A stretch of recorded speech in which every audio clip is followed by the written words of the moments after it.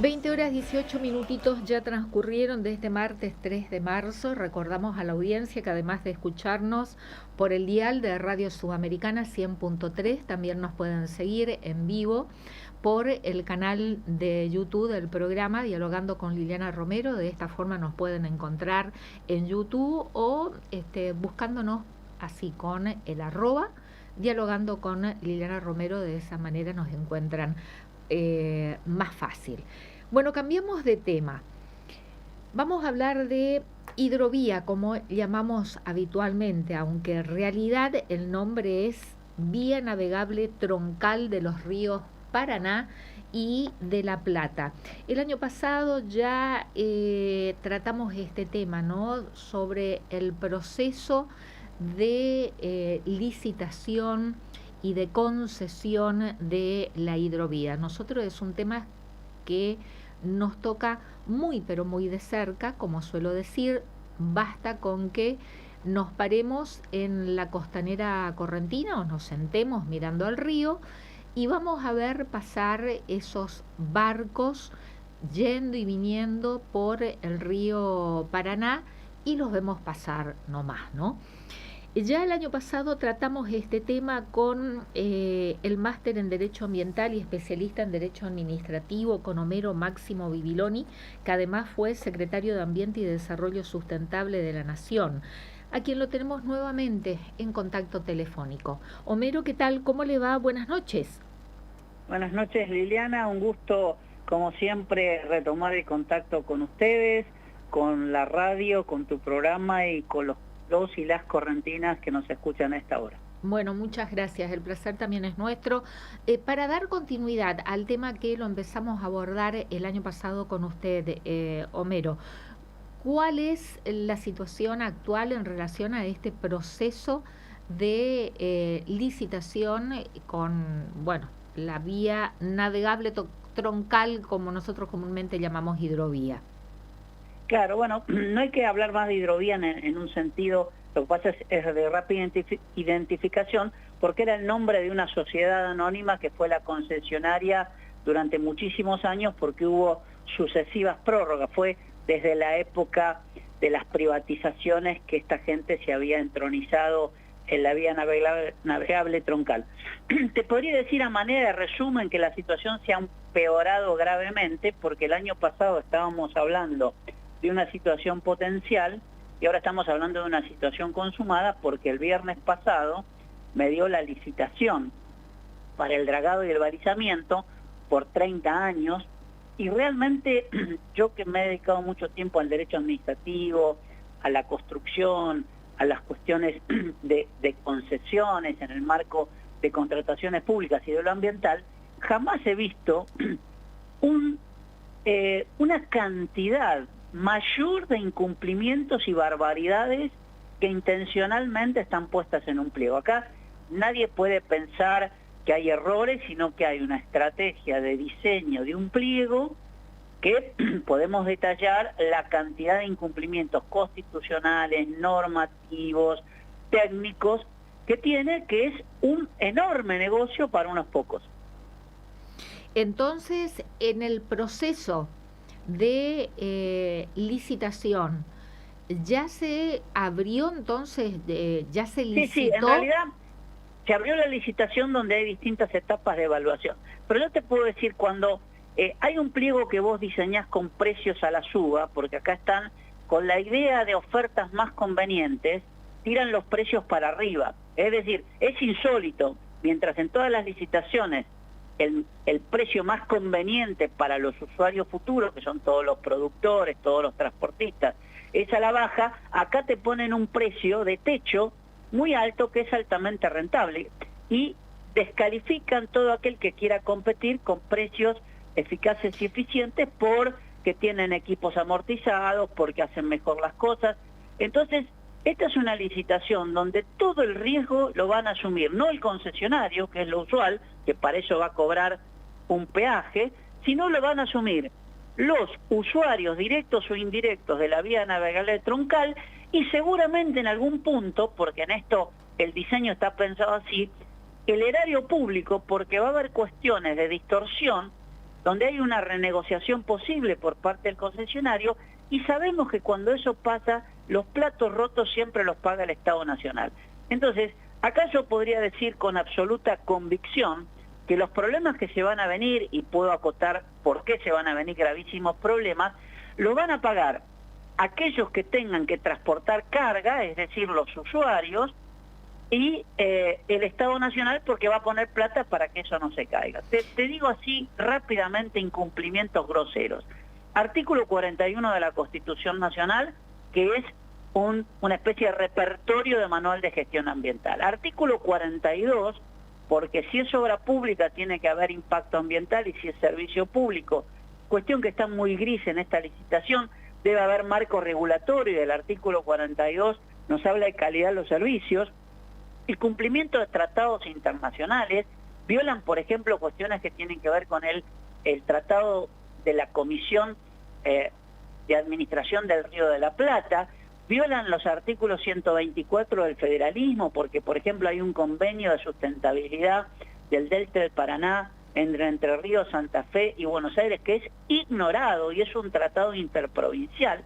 La ley 25675, en fin, es un repertorio de incumplimientos, y esto ha dado pie a algunas acciones judiciales y una denuncia penal, donde ya hay un antecedente ante la Procuraduría de Investigaciones Administrativas que hizo fracasar la licitación anterior, que ha promovido el ingeniero Lojo, que está en trámite, la patrocinó Eduardo Barcesar, nosotros colaboramos en algunos aspectos ambientales, el ingeniero Orduna, que es un verdadero experto en esto, también aportó documentos técnicos. Hernán ha administrado en representación del gobierno argentino la CARP y la CARU. Bustamante, que es un especialista en costos agropecuarios, es decir, más las audiencias públicas donde el 98% se pronunció en contra, y sin embargo han seguido adelante.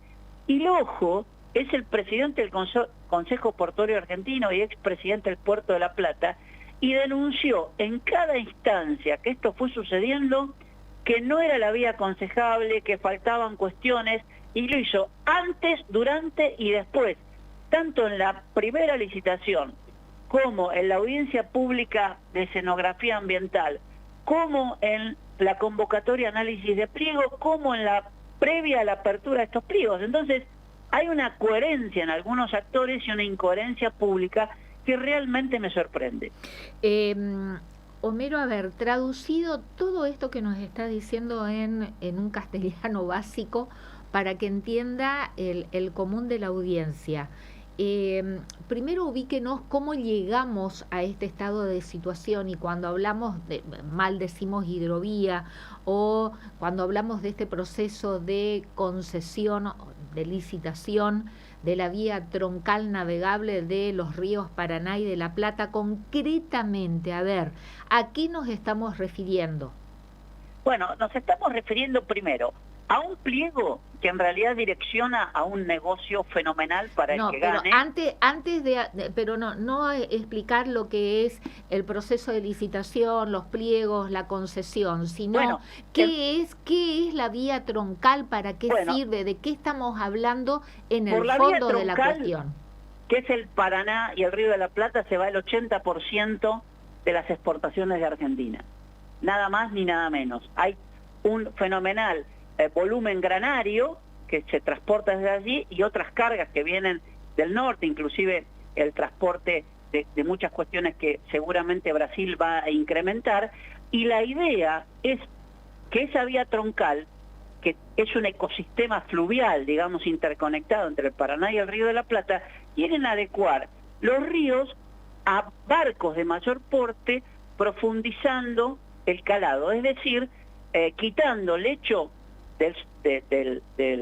quitando suelo del lecho del río, para permitir que barcos de mucho mayor porte transiten el río, con las catastróficas consecuencias ambientales que eso va a tener para toda la vía troncal, para todas las provincias ribereñas, para todos los pescadores artesanales, para todas las explotaciones turísticas, y para la disminución de ingresos futuros de las provincias, porque las provincias fueron dejadas de lado en esta convocatoria. Entonces, comparemos con lo que es una ruta terrestre, ¿no? Como una... Sí, es como una concesión de la autopista, pero ¿qué pasa? Acá no hay, en las autopistas cuando se licitaron, siempre había una vía alternativa. Vos podés ir de un lugar al otro por una autopista, pero después tenés caminos alternativos, por supuesto son más limitados, más largos, pero tenés alternativas. Acá es un sistema monopólico, vos vas por ahí o el volumen de carga no lo podés llevar en camión ni en tren. Pero Entonces, lo que se concesiona es el mantenimiento de la ruta, sería de esta autovía navegable. Y lo que lo que usted nos está explicando cuando yo le preguntaba de qué se trata, ¿no? Es de dragar, dragar, quitar volumen. El problema es que no se sabe dónde lo van a poner, y son 150 millones de metros cúbicos. Yo hice algún cálculo en una calculadora con algunos parámetros de ingeniería, y sería más o menos el volumen de tierra a mover, 100.000 pisos de 500 metros cuadrados a remover.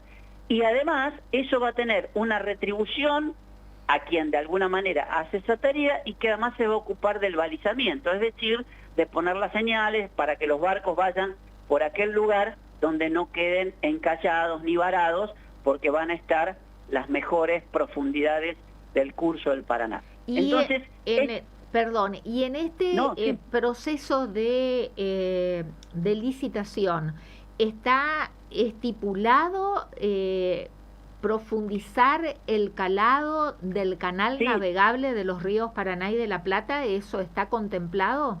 Sí, absolutamente, pero está contemplado con una lógica que solo beneficia a los que van a ser los armadores y los titulares de los grandes buques de transporte, que en realidad van a generar un enorme volumen en Argentina, van a salir por el puerto de Montevideo hacia Brasil o hacia el mar.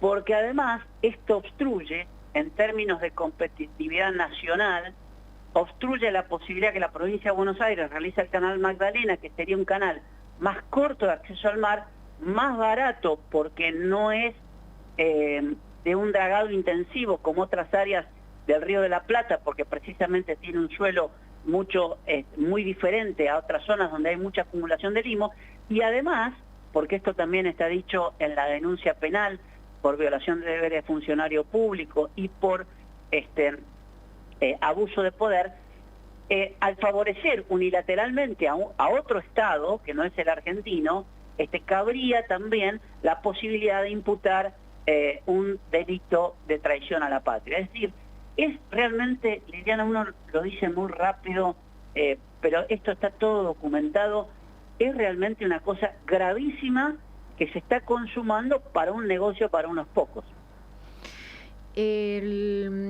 Ya se cumplió todo el proceso. Ahora que usted menciona la audiencia pública, el año pasado cuando lo entrevistamos a usted fue justamente en ocasión de la audiencia pública que usted había participado, y esto ya nos había adelantado entonces que la gran mayoría de los que participaron de la audiencia, expertos en la materia, se habían pronunciado en contra. La concesión todavía no se produjo.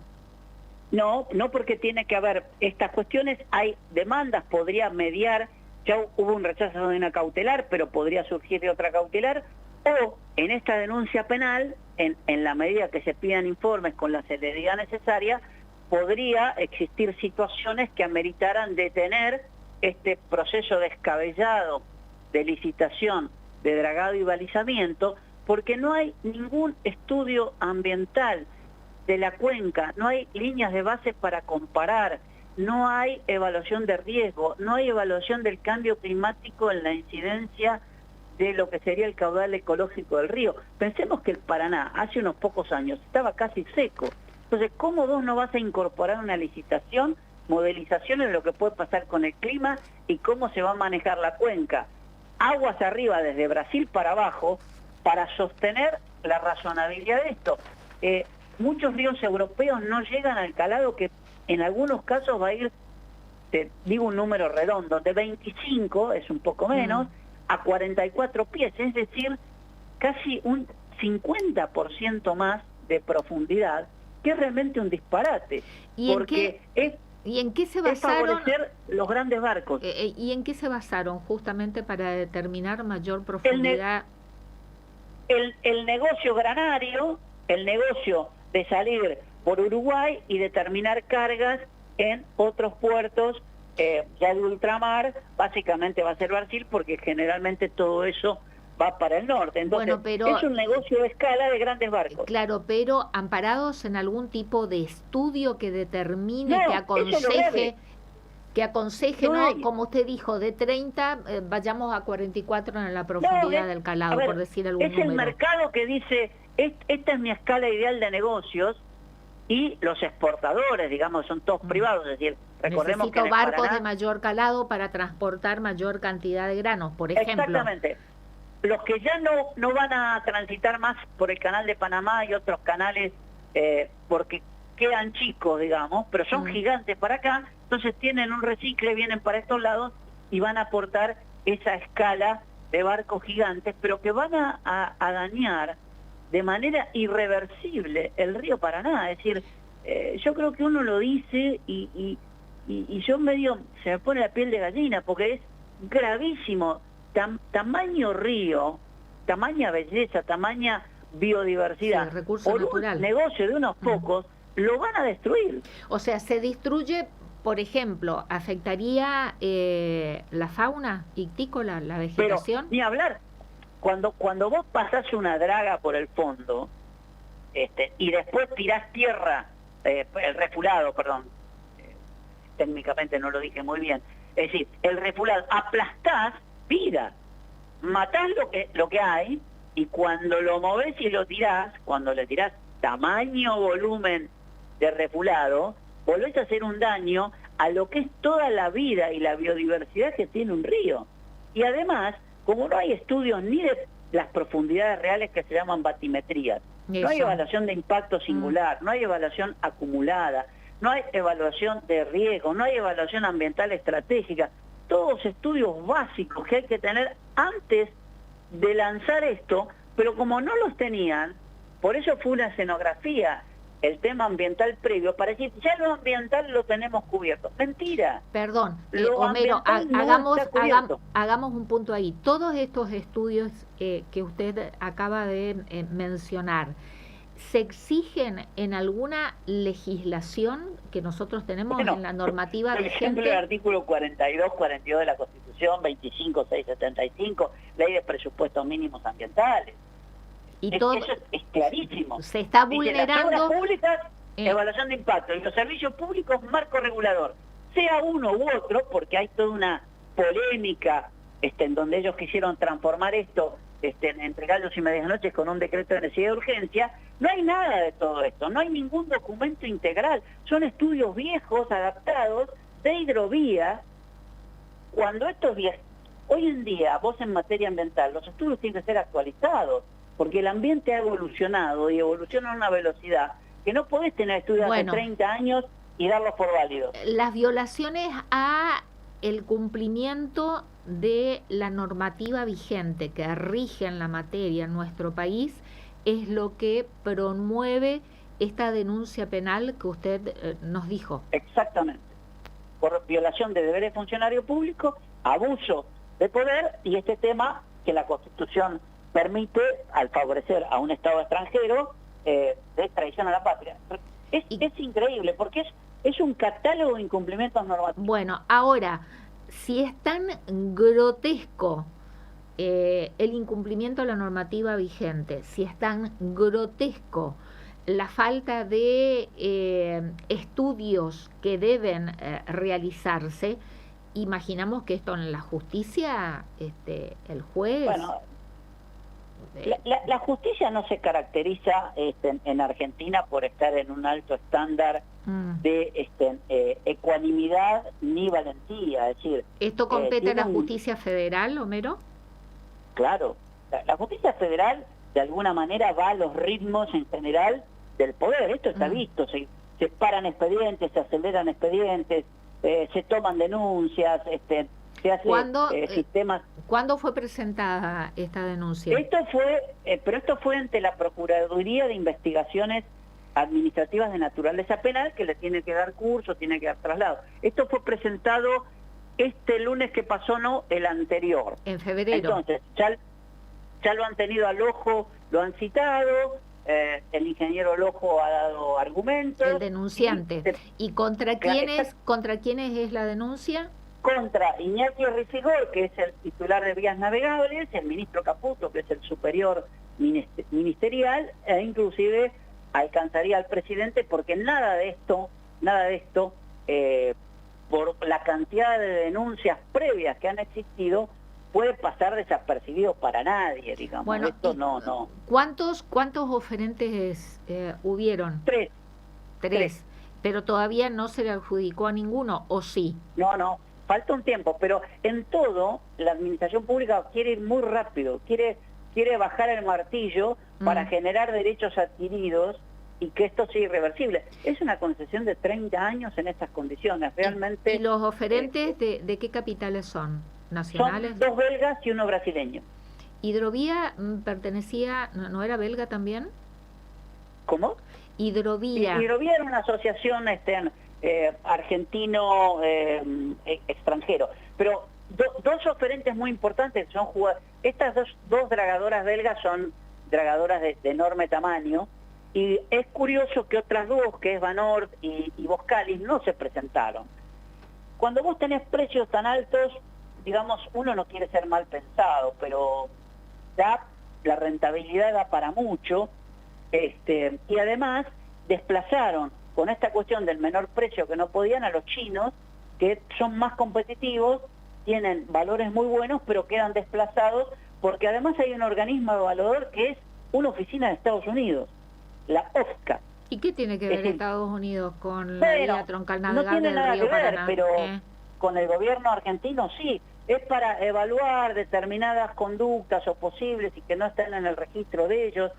Bueno, el alineamiento automático lleva a ciertas consultas de este tenor. Bueno, y a la provincia de Corrientes, por ejemplo, ¿cómo afecta todo este tema? Bueno, la va a afectar en la medida de la afectación del río y de las consecuencias que tenga todas las obras que realicen de dragado sin estudios previos, porque todo esto se va a improvisar sobre la marcha. Y todos sabemos que si vos sos la empresa que va a dragar, los estudios te van a dar bien. Y el Estado Nacional lo va a convalidar porque esa es su idea. Por eso hizo esta suerte de simulacro de que todo estaba bien, y todo lo difieren porque como no lo tenían listo, no había forma, si no fingían que todo estaba listo, de poder licitar. Y para estos estudios se requiere por lo menos un año. Y no se cobra, así como en una ruta terrestre, ¿se cobra peaje también por el tráfico? Bueno, ese es el gran negocio. Van a cobrar peaje de acuerdo a las distintas niveles de transporte realizados, es el peaje que vos pagás. Entonces, es un negocio millonario en dólares por 30 años, donde todas las variables de riesgo, y esto lo digo como profesor de Derecho Administrativo y por haber tenido experiencia en contratos administrativos, todas las áreas o riesgos que tiene que tomar un empresario, donde el precio que pone va a la baja y después absorbe determinados riesgos futuros de la gestión, acá tiene todos los mecanismos para instar a una renegociación permanente, es decir, es una especie de licitación con seguro todo riesgo a favor del concesionario. Y el peaje y todas las ganancias en bolsa, la empresa, es decir, el Estado Nacional y los estados provinciales, por donde pasa esta vía troncal navegable de los ríos Paraná y de La Plata, nada, los vemos pasar nomás. No, lo van a ver pasar. Y además se disolvió con esta estrategia de nacionalizar el tema, había una estructura que precisamente sobre la vía troncal, donde participaban todas las provincias, Chaco, Corrientes, Entre Ríos, Santa Fe, provincia de Buenos Aires, e inclusive había algunos representantes indirectos, pero de Formosa también. Entonces, eliminaron todo el federalismo para poderlo sacar de una manera unitaria violando todos los intereses posibles de las provincias. Acá ninguna provincia fue consultada, ni dijo estoy de acuerdo, y hay derechos ribereños que son de las provincias. Una cosa es la jurisdicción federal por el transporte, y otra cosa es lo que cada provincia tiene al lado de donde está la línea de limitación de su territorio, y en lo fluvial y en lo marítimo, digamos, tiene derechos propios que no han sido consultados. No se agregó ninguna consulta, ninguna satisfacción de las provincias. Realmente esto es llamativo. Y la disolución del ente federal previo demuestra que esto es una estrategia pensada que tenía sus etapas. La ficción de licitación, de audiencia pública, un supuesto llamado a que se opine sobre los pliegos, y después estaba siempre que se rechazaban las observaciones o directamente le hacían un bypass porque no las consideraban y decían que están dados los extremos para continuar con este proceso. Estaba todo escrito de antemano, no importa qué se dijera. ¿Y quién fue el ideólogo de este proceso de esta manera de el gobierno licitación? nacional, indudablemente. ¿Y qué extensión tiene la vía troncal navegable del río Paraná? Perdón, ¿cómo? ¿Qué extensión tiene? Aproximadamente, digo un número, 1000 kilómetros. Bueno, Homero, le agradecemos esta comunicación nuevamente, y si se producen novedades, nos volvemos a comunicar. Seguramente. Si yo aviso en la medida que desde lo penal o desde la justicia haya alguna cautela, ya una fue rechazada, por eso digo, la justicia no acompaña demasiado estas cuestiones de absoluta violación ilímine del derecho, debería actuar con mayor valentía y mayor celeridad. Gracias por esta comunicación. A ustedes, que tengan muy buenas noches por allá por Corrientes. Igualmente. Homero Máximo Bibiloni, especialista en Derecho Ambiental y en Derecho Administrativo, docente universitario también, informándonos sobre las novedades en este proceso de licitación en la vía troncal navegable de los ríos Paraná y de La Plata, lo que comúnmente mal llamamos hidrovía, que es el nombre de la anterior empresa que en la época, si no me equivoco, del gobierno de Carlos Saúl Menem se le concesionó nuevamente, ¿no? Se le extendió, creo que la concesión por muchos años, que ahora venció, no ahora, esto ya fue el año pasado, y estamos en este proceso de ver qué hacemos, ¿no? En un proceso muy cuestionado por todo lo que acaba de señalar y explicar Homero Bibiloni. Y es un tema que por ahí no le prestamos mucha atención, pero que nosotros aquí en la provincia de Corrientes debiéramos